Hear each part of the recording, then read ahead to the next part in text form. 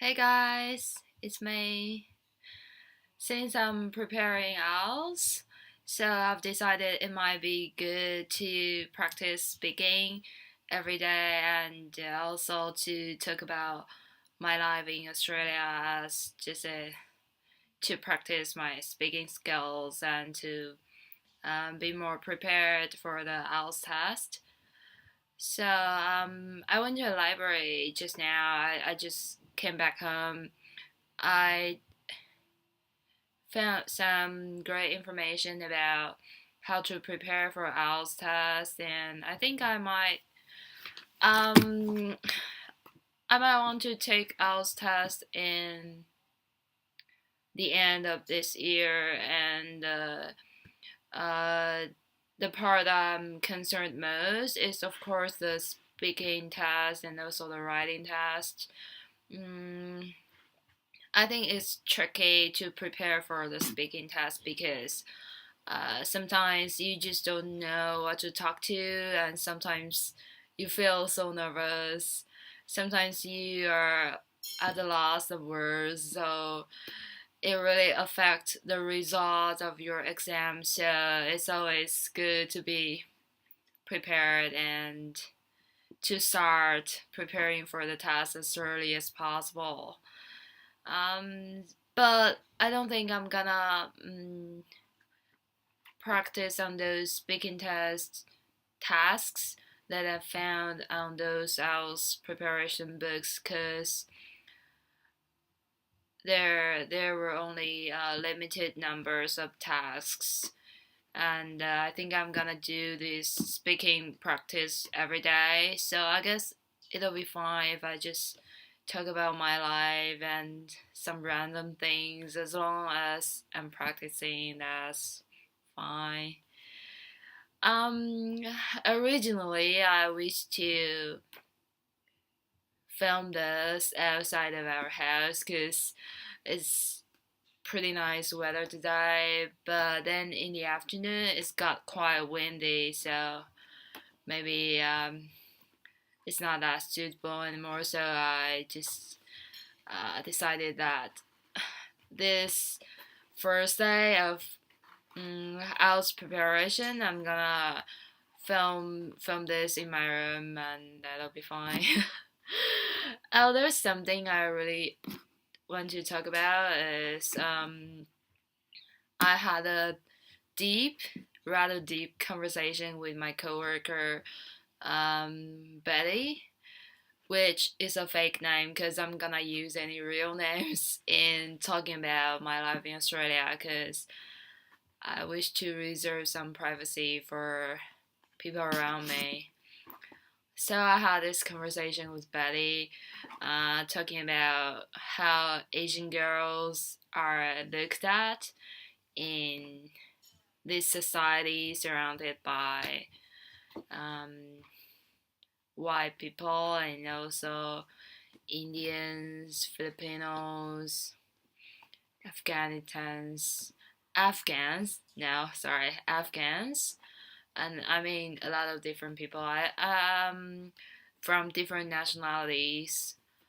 And the weird thing is that they tend, not every one of them, just they tend to think that when Asian girls or Taiwanese girls, like myself and my friends, they come to Australia, is to make money and also to find a Western guy to marry to, and then they can stay in Australia and become a permanent resident, which I find somehow a little bit offensive if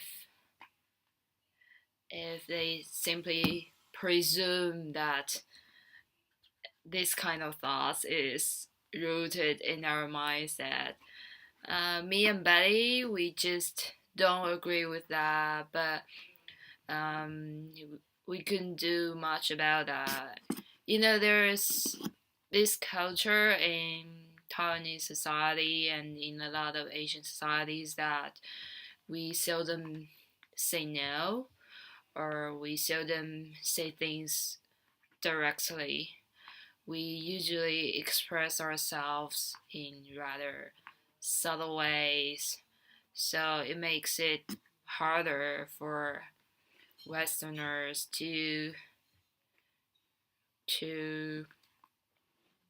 grasp the gist of what we're trying to say.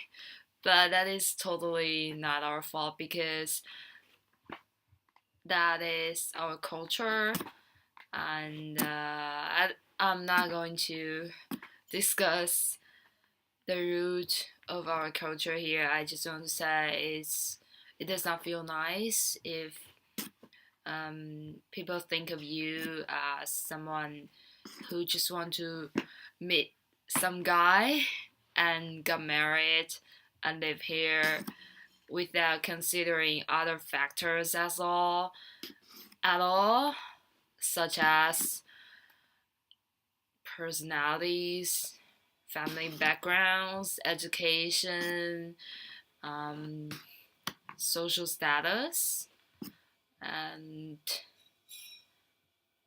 a lot of factors that normal people consider in building a decent relationship. And I met a guy on the street. I was just walking down the street on my way to get some groceries. A guy stopped me and he said 你好, and I replied hi, and he told me that he's Marcus, which is not a real name either. And Marcus introduced himself to me and introduced his newly opened supermarket to me, and also talk about his wife. He met his wife here, which is also a Taiwanese girl. So there comes again the kind of conversation I hate. He simply assumed that I'm like his wife and want to meet some guy and get married. And I was like, can this stop? Why do I have to endure this? I mean, he's not my friend. He's not even an acquaintance. He's just a random guy, a random stranger, a random pedestrian that I met on street, and he stopped me and he forced me into a conversation which I did not enjoy at all. And you know, in our culture, we are so used to be nice and kind and polite that we just don't say no at all. We just we keep putting others' needs in before our own needs, and sometimes it brings inconvenience in a society like Western societies, and I'm not sure what I'm gonna do in the future. I just want to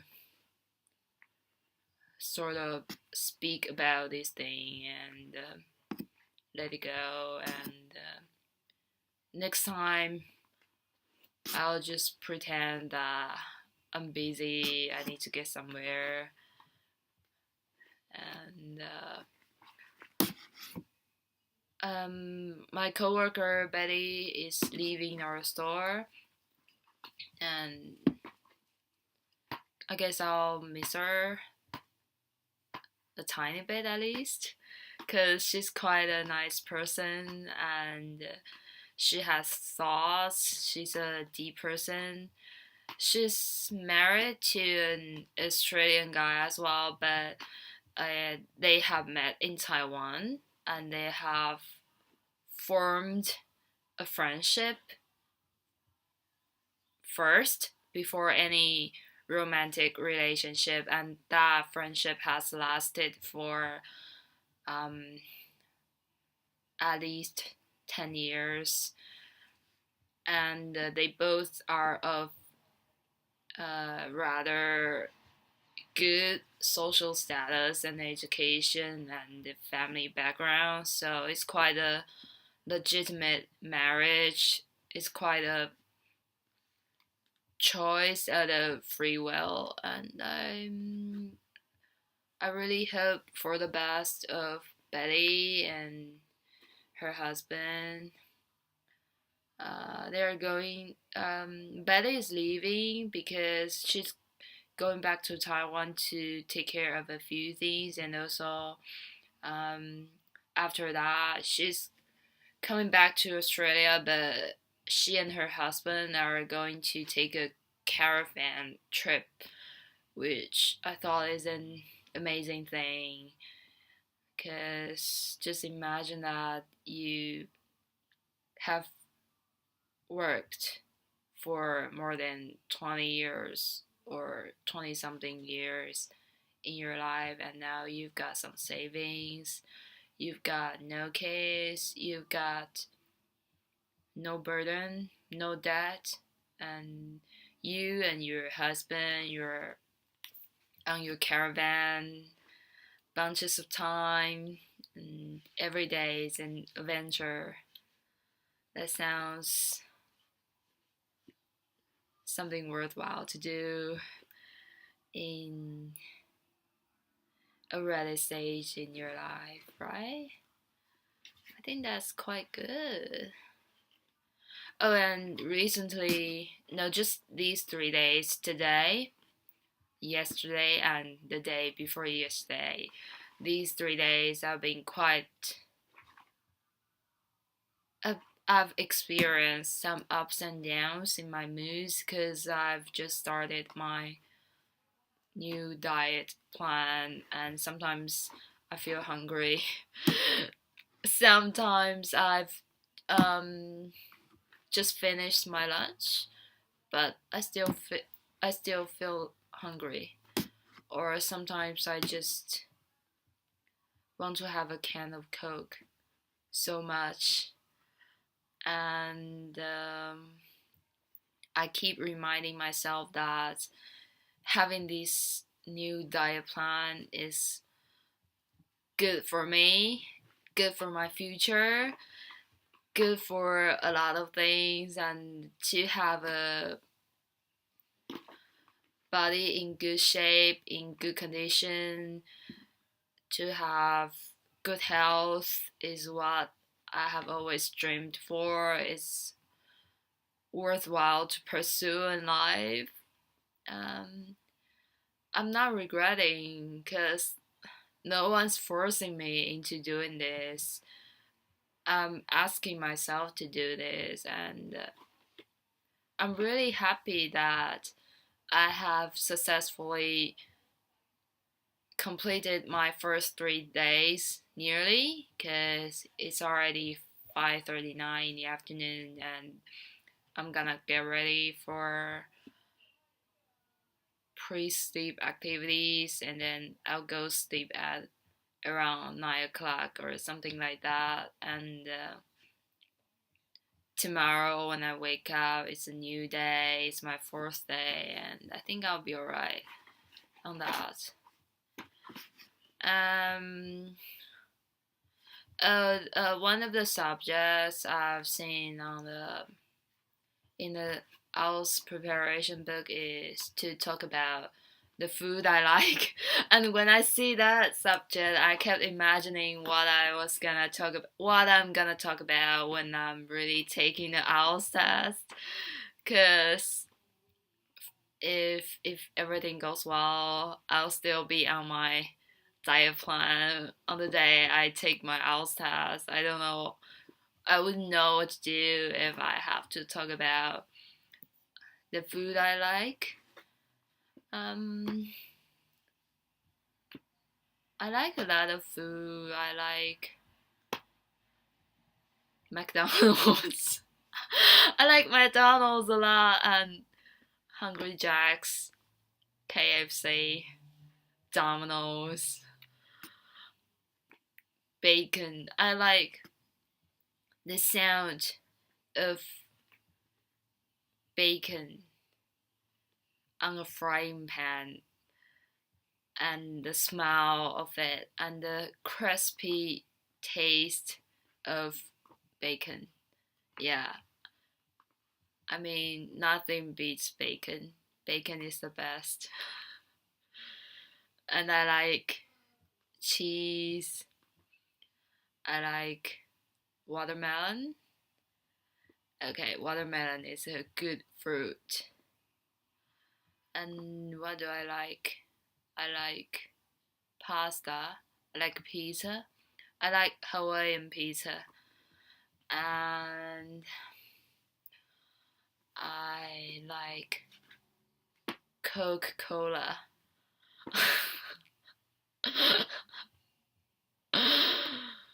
I'm so obsessed with junk food, but it tastes great, you know? And also, I like Belgian muffins, English muffins,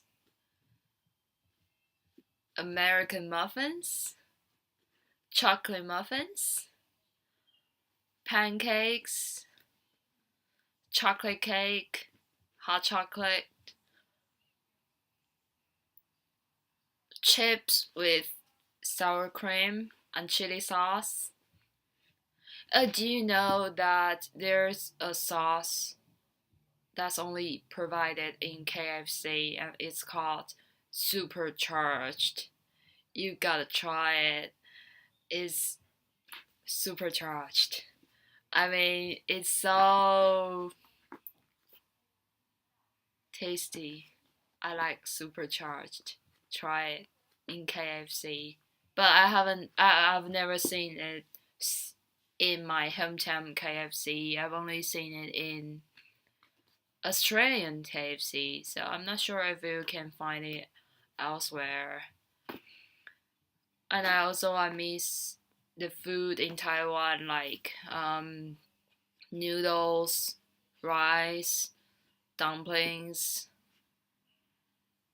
Oh, I cook tortillas here in Australia as a substitute for dumplings, which tastes okay, but I miss the real dumplings. And the chicken popcorns in Taiwan, they taste good. Okay, I'm running out of things to talk about. I don't know what to talk about anymore, but I'm supposed to do this practice every day since starting from today, right? Oh, and I'm gonna closing this speaking practice by sharing one of my favorite proverb, that is,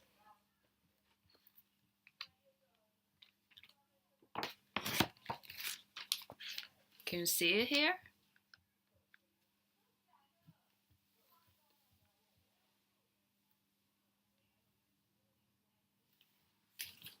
Hindsight is 2020. When normal people have perfect eyesight, that's 20/20, right? And that means they can see very clearly without wearing glasses. And hindsight is the things you get when the things are past. I don't know how to explain it. I mean, like, when you have, oh, for example, when I have completed IELTS test and I figured if I could, oh no, that's not a good example. What do I say? Oh, yeah. Now that I've already arrived Australia and I've lived here for a while, I figured that the luggage I prepared could be improved better with the hindsight I've gained during the days in Australia, because I've already been Australia. I've seen the weather, the people, the I know what my daily needs would be. I know what my working environment is like. I know what my living environment is like. So I would totally know how to prepare my luggage better than if I have never been to Australia, if I have never experienced Australia's weather, if I've never experienced my working environment here, my living environment here, right?